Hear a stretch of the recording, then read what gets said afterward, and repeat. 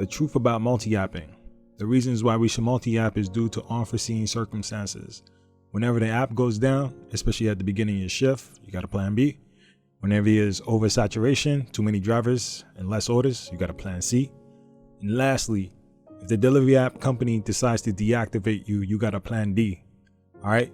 So basically, you need to be able to diversify yourself as far as what you have available to you to make money. These events happen more often than not. However, as delivery drivers, we should be able to go with the flow, and we're not paid to sit around. Can customers use more than one delivery app? Well, that's a yes. When I'm ordering, I usually use DoorDash, but sometimes I got to use UberEats. And the reason is that the UberEats menu for Popeyes is built out a lot better than DoorDash's. So guess what? I want exactly what I need, and I don't want to have no special instructions, no confusion. I'm going to use UberEats. Another reason is that if they're having a promo, why not use them to get the discount? So here's the question. Why can't delivery drivers use multiple apps? There's nothing that states that we can't. We are a business of one. We represent ourselves. In the description below, you'll find a few links that you can use to sign up for DoorDash, UberEats, and or GrubHub. If you're not set up already, definitely check those links out.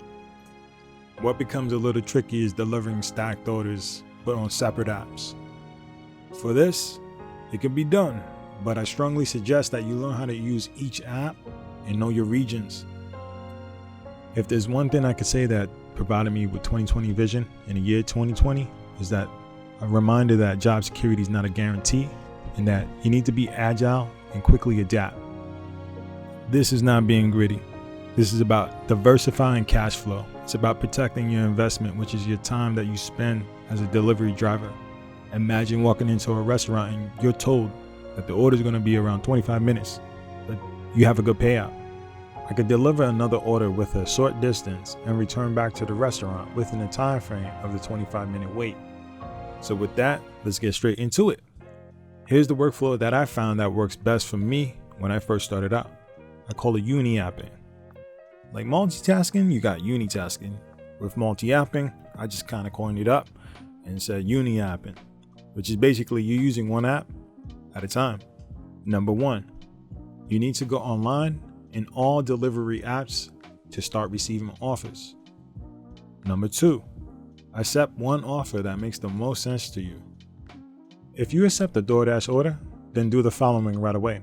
You're going to change your status to unavailable in GrubHub and then offline in UberEats. Once the DoorDash delivery is completed, then change the status to available in GrubHub and online in UberEats. If you accept the order on GrubHub, do the following right after.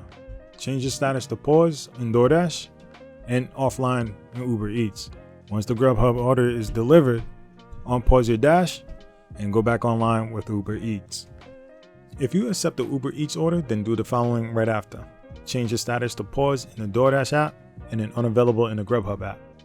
Once the UberEats delivery is completed, unpause your dash and then the same thing with GrubHub, make yourself available.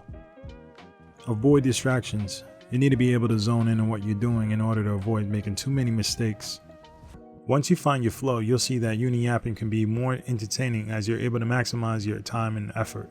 If your GrubHub or UberEats delivery is taking longer than expected, unpause your dash to start accepting orders again, and then pause it once more to reset the countdown timer.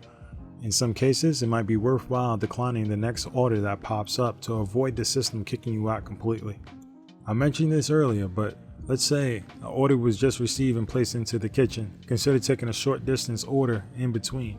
However, make sure that you communicate in the app with the customer and the app support team regarding the extended wait time.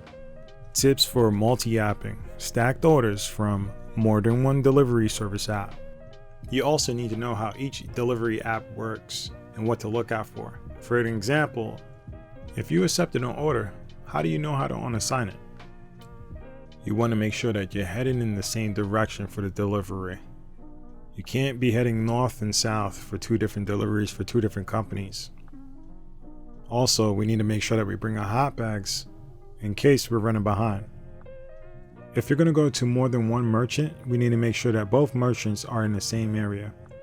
We need to verify the delivery method on the first offer. If it's a hand to customer, we need to establish communication as soon as possible.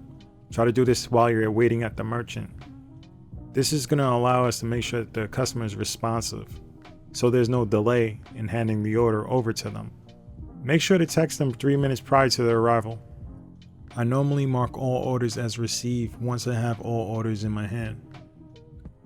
If I'm doing DoorDash separately, or in the individual case, I'm not multi-apping and I got a stack order, I normally do this regardless.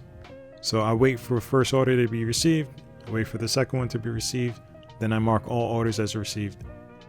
There's a huge margin for error, confusion, and by doing this, we are prioritizing the closest customer and potentially putting ourselves at risk of deactivation.